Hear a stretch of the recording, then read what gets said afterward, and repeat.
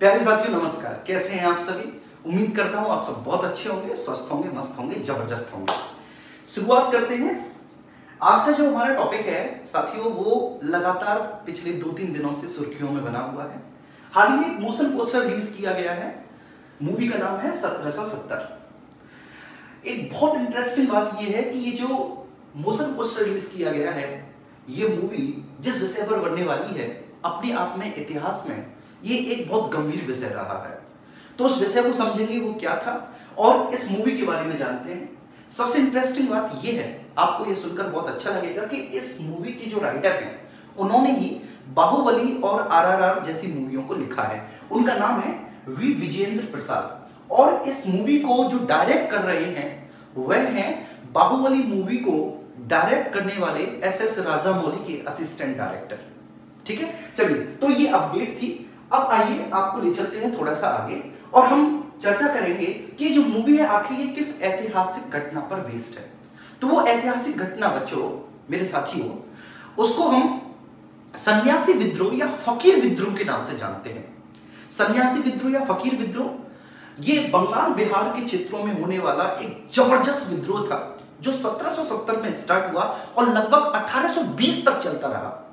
इस विद्रोह के पीछे कारण क्या है, तो कारणों के बारे में हम चर्चा करते हैं और इन कारणों को आप बहुत अच्छे से समझेंगे। एक्चुअली होता क्या है कि 1764 में बक्सर का युद्ध होता है। बक्सर का युद्ध बेसिकली बिहार में लड़ा जाता है और उसमें भारत की 3 बड़ी शक्तियां पार्टिसिपेट करती हैं अंग्रेजों के अगेंस्ट। उन 3 बड़ी शक्तियों में अवध का नवाब था शुजा-उद-दौला, बंगाल का नवाब था मीर कासिम और उस समय जो मुगल सम्राट थे वे सब नाम मात्र के ही थे, जिनका नाम था शाह आलम द्वितीय।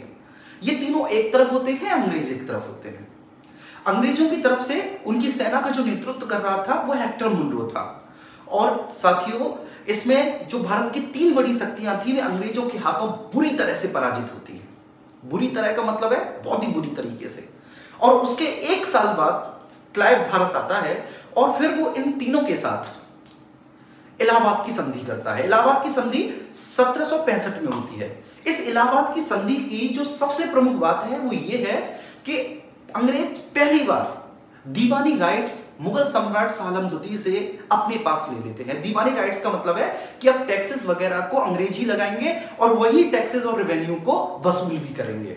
वो बंगाल जो कभी सोने की चिड़िया था, वो अब इस 1765 की इलाहाबाद की संधि के बाद वह लगातार, मेरे प्यारे साथियों, भुखमरी, गरीबी का एक क्षेत्र बनकर रह जाता है। ठीक है, एक अकाल पड़ता है 1770 में और यह अकाल बेसिकली प्राकृतिक होता है, नेचुरल होता है, लेकिन अंग्रेजों ने इसको प्राकृतिक कम प्रायोजित ज्यादा बना दिया। अंग्रेजों की पॉलिसी ने इस अकाल में भारतीयों को मरने के लिए विवश कर दिया और इससे एक असंतोष लोगों के भीतर पैदा हुआ। और वो असंतोष साथियों कुछ ऐसा था कि जो सन्यासी थे, जो फकीर थे, जो हिंदू, नागा और गिरी साधु थे, उन्होंने तलवारें उठा ली अंग्रेजों के खिलाफ। बेसिकली ये मूलतः थे तो किसान ही और इनका पूरा परिवार जो है ये खेती पर ही निर्भर था। लेकिन इस अकाल में जब इन्होंने अंग्रेजों का रुख देखा और इन्होंने पाया कि अंग्रेज किस तरह से बंगाल को लूटते चले जा रहे हैं और जिससे भारतीयों को अधिक से अधिकतम शोषण हो रहा है, तो फिर इनको मजबूरी में अंग्रेजों के विरुद्ध तलवारें उठानी पड़ी। आइए बच्चों, वही बातें करेंगे हम लोग। ठीक है, मुख्यतः ये सन्यासी या फकीर कौन थे, तो ये हिंदू, नागा साधु और गिरी के सशस्त्र सन्यासी थे। लेकिन ठीक है, ये बेसिकली योद्धा भी थे। कैसे कि ये कभी मराठों, राजपूतों, अवध और बंगाल के नवाबों की सेनाओं में सैनिक रह चुके थे, तो इनको तलवारें उठाने का पर्याप्त अनुभव भी था दोस्तों। ठीक है, ध्यान रखना, ये सन्यासी धार्मिक भिक्षु थे, लेकिन मूलतः ऐसे किसान थे जिनकी जमीनें जमींदारों या अंग्रेजों के द्वारा छीन ली गई थी। ये करते तो क्या करते बच्चों ऐसी स्थितियों में। इसके बाद ठीक है, सन्यासी विद्रोह। इन्होंने आखिर विद्रोह क्यों किया, इन्होंने अंग्रेजों के अगेंस्ट तलवारें क्यों उठाई, तो इसके पीछे मैं आपको रीजन बताता हूं कि 1770 में बंगाल में भीषण अकाल पड़ा। जैसा कि मैंने जस्ट आपको बताया, यह अकाल प्राकृतिक कम प्रायोजित ज्यादा था, जिससे कि किसानों, मजदूरों, छोटे जमींदारों की दिक्कतें बहुत ज्यादा बढ़ गई थी। बेटा, हम ये कहेंगे कि दिक्कतें ही नहीं बढ़ गई बल्कि खाने के लाले पड़ गए।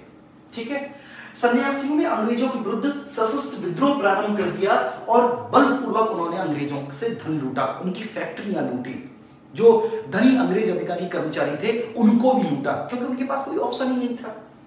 ठीक है, सेवानिवृत्त सैनिक भी, गांव के गरीब लोग भी इन सन्यासियों के साथ हो लिए। उन्होंने इन सन्यासियों का साथ दिया और उसके बाद प्रारंभ में इन्होंने अमीर व्यक्तियों के अन्न भंडारों को लूटा और बाद में फिर सरकारी अधिकारियों को भी लूटने लगे।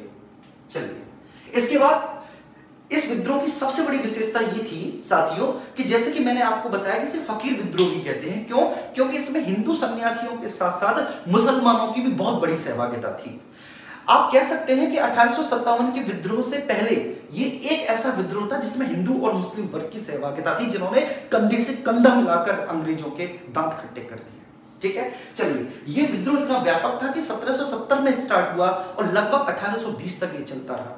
अंग्रेजों ने अपने पत्र व्यवहार में, जो बेसिकली वह ब्रिटेन के साथ संवाद करते थे, कई बार इन सन्यासियों का जिक्र किया। अंग्रेजों ने लिखा कि हमारी नाक में दम कर रखा है इन लोगों ने। ठीक है बच्चों, चलिए, बंगाल और बिहार में ये हजारों का दल बनाकर घूमते थे और ये आक्रमण करने के लिए गुरिल्ला युद्ध पद्धति का यूज करते थे। 18वीं शताब्दी के उत्तरार्ध में, मतलब पोस्ट 18 में, कंपनी के पत्र व्यवहार में कई बार इन फकीरों और सन्यासियों के छापे का जिक्र भी किया गया कि किस तरह से ये जो है अंग्रेजी फैक्ट्रियों को लूटते थे। अब सबसे बड़ी बात है कि सन्यासी विद्रोह का जिक्र कहां किया गया, इसका उल्लेख कहां किया गया है, ये घटना इसको और भी ज्यादा प्रासंगिक बना देती है। चलिए, तो इसका जिक्र किया गया है वंदे मातरम के रचयिता, आप सभी को पता है, बंकिम चंद्र चट्टोपाध्याय। उनका एक उपन्यास है आनंद मठ। आनंद मठ में सबसे पहली बार इस सन्यासी विद्रोह का जिक्र किया गया। ठीक है सर, चलिए, अब पूरे वंदे मातरम का इतिहास मैंने यहां पर बताया है। मैं आपको बता दूं कि 7 नवंबर 1876 को बंगाल के कांतलपाड़ा गांव में बंकिम चंद्र चटर्जी ने वंदे मातरम की रचना की थी। इसके बाद 1882 में वंदे मातरम को चट्टोपाध्याय जी ने अपने प्रसिद्ध उपन्यास आनंद मठ में शामिल कर लिया। ठीक है, ये कॉम्पिटिटिव एग्जामिनेशन की जो तैयारी करते हैं ना स्टूडेंट्स, उनके लिए ये फैक्ट बहुत जरूरी है और क्वेश्चन यहां से बनते हैं, आपको भी पता है। भारत का राष्ट्रगीत वंदे मातरम सबसे पहली बार 1896 में गाया गया था। उसके बाद वंदे मातरम के प्रारंभिक 2 पद मूलतः संस्कृत में थे, जबकि शेष गीत जो था वह बांग्ला भाषा में लिखा हुआ था।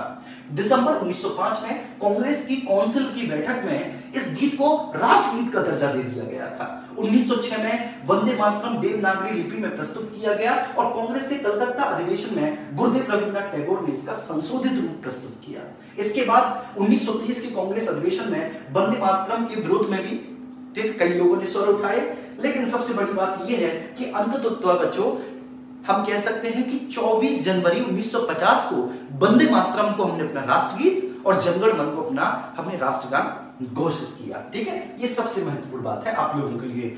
अब सबसे बड़ी बात है कि इस विद्रोह के नेतृत्वकर्ता कौन थे जो उसको लीड कर रहे थे। तो इस विद्रोह को लीडर्स में हम केनासर का द्विज नारायण, मजलूम शाह, चिराग अली, मूसा शाह, भवानी पाठक और देवी चौधरानी आप देख रहे हैं। सबसे बड़ी बात ये थी कि इसमें हिंदू मुस्लिम की सहभागिता होने के साथ साथ महिलाओं ने भी इस विद्रोह में अपनी बड़ी सक्रिय भूमिका निभाई थी। ठीक है, जिसका सबसे अच्छा उदाहरण है देवी चौधरानी। और बंकिम चंद्र चट्टोपाध्याय जी ने एक अपना उपन्यास भी लिखा है देवी चौधरानी जी के नाम से, एक कहानी भी लिखी है जिसमें उन्होंने देवी चौधरानी जी के पूरे जीवन चरित्र का उल्लेख किया है।